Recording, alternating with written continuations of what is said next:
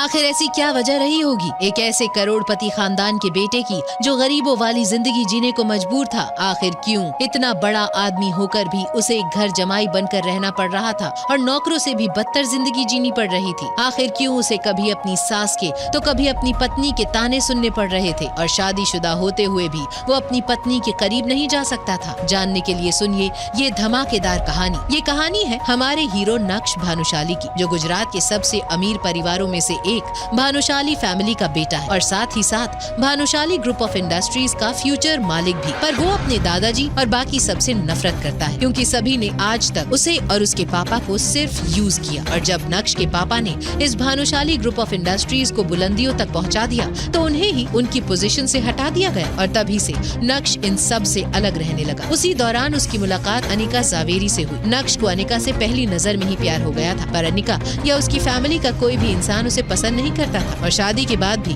उसे हर रोज अपने ससुराल वालों के ताने सुनने पड़ते थे। वहीं अनिका ने भी कभी अपने पति को ना तो इज्जत दी थी और ना ही कभी नक्श को अपने करीब आने दिया था। उसे बस यही लगता था कि उसका पति निठल्ला है और उसके घर में रहकर बस मुफ्त की रोटियां तोड़ता है। यही सब चल रहा था हमारे हीरो की लाइफ में। पर कहते हैं ना कि वक्त हमेशा एक जैसा नहीं रहता, सबकी लाइफ में एक टर्निंग पॉइंट जरूर आता है। तो बस वही टर्निंग पॉइंट आया नक्श की लाइफ में भी, जो था उसके दादाजी का उसे अपनी कंपनी मतलब भानुशाली ग्रुप ऑफ इंडस्ट्रीज में फिर से काम पर बुलाना, जहां जाकर नक्श ने उन्हें कहा, दादाजी अगर आप मुझे भानुशाली ग्रुप ऑफ इंडस्ट्री का सीईओ बना देते हैं तो मैं आपकी कंपनी में काम करने को तैयार हूँ, पर हाँ यहाँ सारे रूल्स और रेगुलेशंस मेरे अपने होंगे। उसकी बात सुनकर एक बार के लिए तो नक्श के दादाजी यशवर्धन हैरान ही रह गए, पर क्योंकि अब उन्हें और उनकी कंपनी को नक्श की जरूरत थी और उन्हें पता था कि सिर्फ नक्श ही उनकी डूबती हुई कंपनी की नैया पार लगा सकता है, इसीलिए उन्होंने उसकी बात मानते हुए कहा, ठीक है, तुम अगले सप्ताह से एज ए सीईओ कंपनी को ज्वाइन कर सकते हो और तुम्हारी सारी बातें भी मान ली जाएंगी। और बस यही से शुरू हो गई नक्श की उड़ान। देखते ही देखते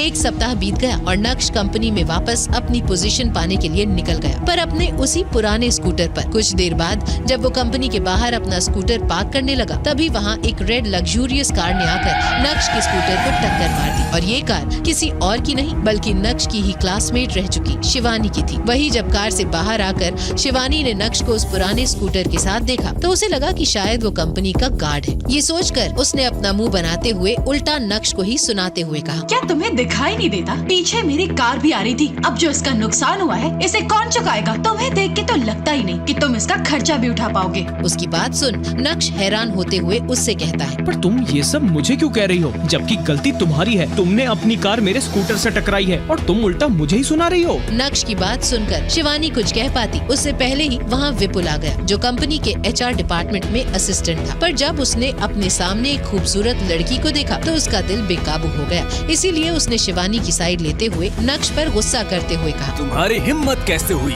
यहाँ अपनी ये खटारा स्कूटर लेकर आने की? तुम्हें पता भी है यहाँ सिर्फ बड़े बड़े लोग ही आते हैं। उसकी बात सुन नक्श ने हैरानी से कहा, क्यों, क्या तुमने ये सड़क खरीद ली है? एक तो गलती किसी और की है और ऊपर से आप भला बुरा भी मुझे ही कह रहे हैं। मुझे सब समझ आता है, तुम जैसे लड़कों के पैतरे, तुम जैसे लड़के जानबूझकर इतनी महंगी लग्जरी कार में अपना ये खटारा स्कूटर घुसा देते हैं ताकि तुम फिर उनसे पैसों की डिमांड कर सको। तभी कुछ सोचते हुए शिवानी बोली, शायद ये लड़का तुम्हारी कंपनी का नया गार्ड है। उसकी बात सुन विपुल को ध्यान आया कि ये कंपनी का गार्ड भी हो सकता है, क्योंकि 2 दिन पहले ही उन्होंने एक नया गार्ड रिक्रूट किया था। ये सोचकर तो उसने इंसल्टिंग वे में नक्श की तरफ देखते हुए कहा, हमें तुम जैसे बेवकूफ गार्ड्स की जरूरत नहीं। अगर तुम जैसे लोग यहाँ काम पर रहे तो भानुशाली ग्रुप ऑफ इंडस्ट्रीज की इमेज मिट्टी में मिल जाएगी। So you are fired. Vipul की बात सुन नक्श उसकी नेम प्लेट देखने लगा और मन ही मन बोला, तो ये कंपनी के एचआर डिपार्टमेंट से है, पर मैंने तो आज पहली बार सुना है कि इन लोगों के पास भी एम्प्लॉयज को निकालने के राइट्स होता है। न जाने कैसे कैसे बेवकूफ लोग भरे पड़े हैं कंपनी में, इसीलिए कंपनी का आज ये हाल है।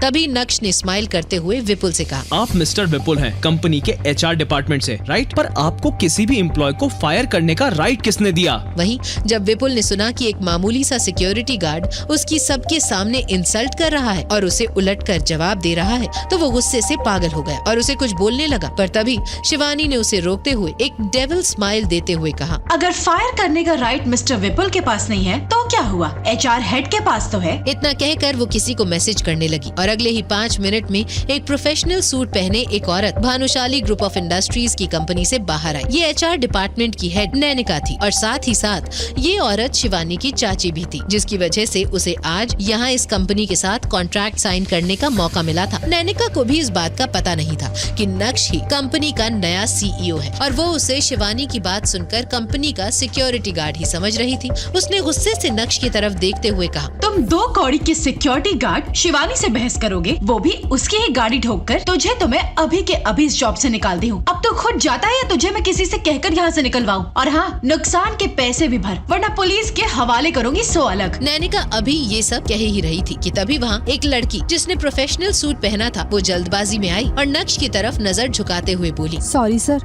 मैं कंपनी की सीजनल रिपोर्ट्स बनाने में लगी हुई थी, इसीलिए मुझे यहाँ आने में देर हो गई। ये लड़की नक्श की पर्सनल सेक्रेटरी नंदिता थी। जब वहाँ खड़े नैनिका, शिवानी और राघव ने नक्श को सर कहते हुए सुना तो वो हैरान और कंफ्यूज दोनों हो गए, क्योंकि एक सिक्योरिटी गार्ड को आखिर सर कौन कहता है। यही सोचकर नैनिका ने नंदिता को हैरानी से कहा, ये तुम क्या कह रही हो नंदिता? कंपनी में काम करते करते तुम्हारा दिमाग खराब हो गया है क्या? आखिर तुम एक सिक्योरिटी गार्ड को सर कहकर क्यों बुला रही हो? उसकी बात सुन नंदिता हैरानी से उसे देखने लगी और उसे एक्सप्लेन करते हुए बोली, ये आप क्या कह रही हैं मैम? ये हमारी कंपनी के नई CEO हैं। ये सुनकर तो मानो वहाँ खड़े सभी लोगों की सिट्टी पिट्टी ही गुम हो गई थी। उन्हें नंदिता की बातों पर और अपने कानों पर दोनों पर ही यकीन नहीं हो रहा था और वो हैरानी से कभी नक्श की तरफ तो कभी नंदिता की तरफ देख रहे थे। वहीं इस वक्त नक्श के चेहरे पर एक शांत पर सबको अंदर तक डरा देने वाली डेविल स्माइल थी। क्या लगता है आपको, क्या नक्श अब अपनी इस इंसल्ट का बदला लेगा? और कैसे रिएक्ट करेगी अनिका जब उसे पता लगेगा कि नक्श ही भानुशाली ग्रुप ऑफ इंडस्ट्रीज का नया CEO है? पर सच कहूँ तो शिवानी को अभी भी नक्श के CEO होने वाली बात पर यकीन ही नहीं हो रहा था। उसने उसके कपड़ों की तरफ और उसके खटारा स्कूटर की तरफ इशारा करते हुए कहा, क्या ये भानुशाली ग्रुप ऑफ इंडस्ट्रीज का CEO है? जरा इसकी हालत तो देखो, इससे अच्छे कपड़े तो हमारे घर के नौकर पहनते हैं और इसका ये खटारा स्कूटर जो न जाने कितनी ही सदियों पुराना है। क्या तुम्हें ये कहीं से भी CEO लगता है? और मैं इसे अच्छे से जानती हूँ, ये मेरा क्लासमेट भी रह चुका है। ओह सॉरी, गरीब क्लासमेट। उसकी बात सुन नंदिता ने उन सब को डॉक्यूमेंट्स पर नक्श के बारे में सब कुछ दिखाते हुए कहा, मैडम प्लीज बिहेव योरसेल्फ। आप हमारे बॉस के लिए ये सब नहीं बोल सकती, वरना आपके लिए आगे प्रॉब्लम खड़ी हो सकती है। और आई होप ये डॉक्यूमेंट्स देखकर आपके सारे डाउट क्लियर हो चुके होंगे। ये सुनकर शिवानी बिल्कुल घबरा गई और उसे भी अब नंदिता के कॉन्फिडेंस और डॉक्यूमेंट्स में CEO के कॉलम में नक्श का नाम देखकर यकीन हो गया था। तभी नैनिका ने भी तुरंत अपनी गलती मानते हुए नक्श से कहा, आई एम सॉरी सर, मुझे नहीं पता था कि आप ही हमारी कंपनी के नए CEO हैं और मुझे इस बारे में कोई इन्फॉर्मेशन भी नहीं मिली थी, इसलिए मैंने अनजाने में आपसे वो सब कह दिया। प्लीज मुझे माफ कर दीजिए। उसे देखकर शिवानी ने भी नक्श से माफी मांगते हुए कहा, आई एम सॉरी नक्श, मुझे तुम्हें वो सब नहीं कहना चाहिए था। प्लीज मेरी बातों को दिल पर मत लेना, और हम दोनों ने तो साथ में पढ़ाई भी की है, इसलिए। पर नक्श ने उन्हें कोई जवाब नहीं दिया और उसके चेहरे पर अभी भी बस एक स्माइल। तभी उसका ध्यान वहाँ से उल्टे पांव भाग रहे विपुल पर गया और उसने उसकी तरफ इशारा करते हुए अपनी सेक्रेटरी नंदिता से कहा, उसे कंपनी के रेपुटेशन की कुछ ज्यादा ही परवाह है, इसीलिए अपनी कंपनी में ऐसे लोगों की जरूरत नहीं जिसे अपनी लिमिट्स नहीं पता। So mister Vipul, you are fired. इतना कहकर वो पूरे एटीट्यूड में अपनी सेक्रेटरी के साथ वहाँ से ऑफिस में एंटर होने लगा। नैनिका और शिवानी भी अपना समूह लिए उसके पीछे पीछे जाने लगी। नक्श के अंदर एंटर होते ही सभी एम्प्लॉइज नक्श की तरफ देखकर ग्रीट करने लगे ताकि उन सब का पहला इंप्रेशन अपने बॉस के सामने अच्छा हो। हालांकि उनमें से कुछ लोगों को नक्श का ड्रेसिंग सेंस काफी अजीब लग रहा था, पर क्योंकि वो CEO था तो वो कुछ भी कर सकता था। खैर, पूरे कॉन्फिडेंस के साथ नक्श फिर अपने ऑफिस की तरफ बढ़ गया और पूरे एटीट्यूड के साथ CEO की चेयर पर जाकर बैठ गया। उसके बाद वो अपनी टेबल पर रखी फाइल्स को पढ़ने लगा। कुछ देर बाद जब उसका ध्यान वहीं खड़ी नैनिका और शिवानी पर गया तो वो उसे क्वेश्चन करने वाली नजरों से देखते हुए बोला, आप दोनों यहाँ क्यों खड़ी हैं? तभी शिवानी बोली, नक्श, वो कॉन्ट्रैक्ट वही तो साइन करने में यहाँ आई थी। उसकी बात सुन नक्श उसकी तरफ देखकर हंसने लगा और कहा, अच्छा, कॉन्ट्रैक्ट। शिवानी और नैनिका शायद नक्श के कहने का मतलब समझ नहीं रही। तभी नैनिका ने रिएक्ट करते हुए कहा, क्या लगता है आपको, क्या नक्श शिवानी के साथ कॉन्ट्रैक्ट साइन कर लेगा या अपनी इंसल्ट का अच्छा मजा लेगा? जानने के लिए सुनते रहिए। एनीवे, नैनिका ने अभी अपनी बात कंप्लीट की ही थी कि तभी उसकी सेक्रेटरी ने उसे आकर बताया, सर, जावेरी फैमिली से मिस्टर नवीन जावेरी आपसे मिलने आए हैं और आपसे मिलकर बिजनेस डील के बारे में कुछ बात करना चाहते हैं। ये वही नवीन जावेरी है जिसे सब मैम्बो अंकल के नाम से जानते हैं और जिसने हर बार नक्श और उसकी वाइफ अनिका की इंसल्ट की थी। सेक्रेटरी की बात सुन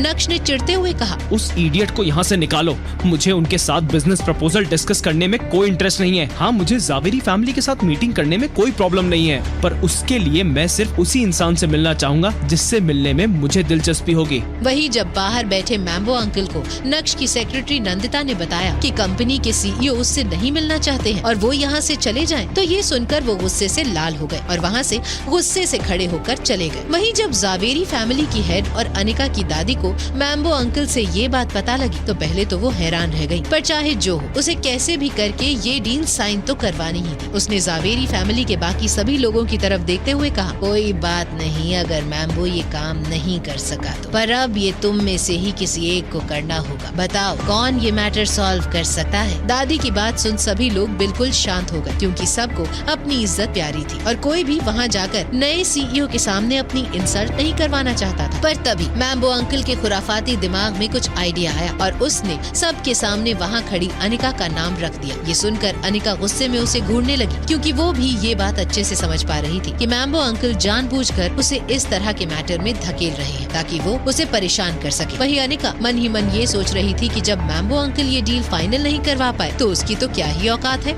इसीलिए वो तुरंत मना करने लगी। पर मैम्बो अंकल ने फिर से उसकी बात काटते हुए कहा, अरे बेटा, तुम्हें पता है ना कि ये डील हमारे लिए कितना इम्पोर्टेंट है और फिर तुम्हारी कंपनी भी अभी कंगाली के रास्ते पर चल रही है, इसलिए अगर तुम बैंकरप्ट होने से बचना चाहती हो तो ये डील फाइनल कर दो, फिर बा भी तुम्हारी कंपनी में पैसे लगाने के लिए मान जाएगी। उसकी बात सुनकर बा यानी कि कल्याणी जी ने भी तुरंत अनिका की तरफ देखते हुए कहा, अनिका, अब तुम्हें जल्द से जल्द भानुशाली ग्रुप ऑफ इंडस्ट्रीज के नए सीईओ के साथ ये डील फाइनल करनी है। मुझे पता है तुम मुझे निराश नहीं करोगी और इसके लिए तुम कल ही उस नए सीईओ से मिलने जाओगी। इतना कहकर वो वहाँ से बिना अनिका की बात सुने चली गई। अनिका भी गुस्से से अपने पैर पटकते हुए वहाँ से चली गई। उसे कुछ समझ नहीं आ रहा था, इसीलिए उसने अपनी कजिन भाग्या को भी घर बुला लिया और दोनों मिलकर कल के लिए कुछ डिस्कस करने लगे। पर जब भाग्या को वहाँ अनिका का घर जमाई पति नक्श नहीं दिखा तो वो उसके बारे में बातें करते हुए अनिका से बोली, अब कहाँ आवारागर्दी कर रहा है आपका वो निठल्ला पति नक्श? दी, आपको नहीं लगता आपको उसे डिवोर्स देकर एक अच्छे से हैंडसम लड़के से शादी कर लेनी चाहिए? और वैसे भी नक्श के साथ रहने का क्या फायदा, उसके साथ तो आपका कभी शादीशुदा रिश्ता ही नहीं रहा। उसकी बात सुन अनिका ने उसे निराश होते हुए सिर्फ इतना ही कहा, नहीं, अब ये सब नहीं हो सकता। मैं ऑलरेडी नक्श से शादी कर चुकी हूँ, अब मुझे उसी को पूरी जिंदगी झेलना होगा। अनिका ने इतना कहा ही था कि तभी घर में नक्श भी एंटर हो गया और खुशी से अनिका के पास जाकर बोला, अनिका, तुम्हारी कंपनी को अभी कैपिटल की जरूरत है ना, मैं उसमें पैसे लगाऊंगा। पर अनिका ने उसका कोई जवाब नहीं दिया, क्योंकि उसे लग रहा था कि नक्श उससे मजाक कर रहा है। इसीलिए उसका पूरा ध्यान बस अपनी नेल पेंट लगाने में था, क्योंकि उसे कल भानुशाली ग्रुप ऑफ इंडस्ट्रीज के नए सीईओ से जो मिलना था। पर तभी अनिका की कजिन भाग्या ने चिढ़ते हुए और बीच में पड़ते हुए कहा, क्यों, क्या अब तुम अनिका की कंपनी में इन्वेस्ट करने वाले हो? हाँ, तुम्हारे हाथ कोई खजाना वजाना लग गया है क्या, या फिर यूं ही बहकी बातें कर रहे हो? प्लीज अब तुम बेवजह की बातें करके मेरी बहन का मूड ऑफ मत करो। हालांकि भाग्या की बात सुनकर इस बार न जाने क्यों पर अनिका को बहुत बुरा लगा और उसने उसे नक्श को ये सब कहने से रोकने के लिए घूर कर देखा। वहीं अनिका के एक्सप्रेशंस देखकर नक्श को भी हिम्मत मिल गई और वो स्माइल करते हुए भाग्या से बोला, भाग्या, तुम्हें हमारे मैटर के बीच में नहीं पड़ना चाहिए और मुझे तुम्हें ये एक्सप्लेन करने की भी जरूरत नहीं है कि मैं कितना यूजफुल हूँ और क्या कर सकता हूँ। वक्त आने पर मैं भी अनिका की कंपनी के लिए जरूर कुछ करूँगा। उसकी बात सुन भाग्या तो अपनी हंसी रोक ही नहीं पाई, बल्कि अनिका को भी हंसी आने लगी। पर जैसे तैसे करके उसने खुद को संभाला। पर तभी भाग्या ने नक्श का मजाक उड़ाते हुए कहा, अच्छा, तो तुम इन्वेस्ट करोगे अनिका की कंपनी में, वैसे कब? इतना कहकर वो जोर जोर से हंसने लगी और नक्श का मजाक बनाने लगी। अब नक्श से भी अपनी और इंसल्ट बर्दाश्त नहीं हुई और वो अचानक से अपनी पॉकेट से एक चेक बुक निकालता है और पहले से साइन किया हुआ एक ब्लैंक चेक अनिका की तरफ निकाल कर देते हुए कहता है, अनिका, वैसे तो मैं तुम्हें कैश देना चाहता था पर अमाउंट बहुत बड़ा था, इसलिए तुम ये ब्लैंक चेक ले लो और तुम्हें जितना चाहे तुम उतना पैसा निकाल लो और फिर अपनी कंपनी में आराम से इन्वेस्ट करो। उसकी बात सुन अनिका और भाग्या दोनों हैरान रह गए। क्या वो दोनों सच में नक्श की बात पर यकीन कर पाएंगी? नक्श की बात सुनकर हैरानी से अनिका तो उसके हाथ से वो चेक ले लेती है, पर भाग्या तो अब और भी जोरों से हंसने लगी और नक्श की इंसल्ट करती हुए बोली, इस ब्लैंक चेक को लेकर हम क्या करें? तुम्हारे अकाउंट में फूटी कौड़ी तक नहीं है, बड़े आए हमें ब्लैंक चेक देने वाले। उसकी बात सुन अब नक्श भी चुप रहा और उसने भाग्या को जवाब देते हुए कहा, अच्छा, तो मेरे अकाउंट में कुछ नहीं है? चलो मान लिया, पर क्या तुम्हारे अकाउंट में कोई कौड़ी या पैसे वैसे हैं? खुद के पास कुछ न होना तो उसे दूसरों की तरफ उंगली नहीं करनी चाहिए। इतना कहकर नक्श ने भाग्या की बोलती बंद करवा दी। वहीं अनिका को अभी भी यकीन नहीं हो रहा था कि वो नक्श की बात पर भरोसा करे या नहीं। वो जब चेक को साइड में रखने ही वाली थी, तभी नक्श ने उसकी तरफ देखते हुए एक सीरियस टोन में कहा, अनिका, अगर तुम्हें मेरी बात पर यकीन नहीं है या तुम्हें भी ऐसा लग रहा है कि मेरे अकाउंट में पैसे नहीं है, तो तुम अभी फोन पर मेरा अकाउंट ओपन करके पैसे चेक कर सकती हो। उसकी बात सुन अनिका शक भरी नजरों से नक्श को देखने लगी। वो उस पर यकीन करना तो चाहती थी, पर उसे ये भी पता था कि बिना किसी जॉब के उसके पास इतने पैसे कहां से आएंगे। पर जब उसने नक्श का कॉन्फिडेंस देखा तो वो अपना लैपटॉप ऑन करके बैंक की साइट पर नक्श का अकाउंट ओपन करके देखने लगी। जब उससे पासवर्ड मांगा गया तो अनिका नक्श की तरफ देखने लगी, पर तभी नक्श ने धीरे से अनिका के करीब जाते हुए कहा, पासवर्ड तुम्हारा बर्थडे है। उसकी बात सुनकर अनिका कुछ देर उसे देखने लगी, पर अगले ही पल फिर उसने पासवर्ड एंटर कर दिया। पर तभी उसने कुछ ऐसा देखा कि हैरानी से उसकी आंखें बाहर निकल आई। क्या सच में नक्श के अकाउंट में पैसे थे या फिर सारे पैसे कहीं उड़ गए थे? क्या लगता है आपको? चलिए जानते हैं। जैसे ही अनिका ने स्क्रीन की तरफ देखा, नक्श के अकाउंट में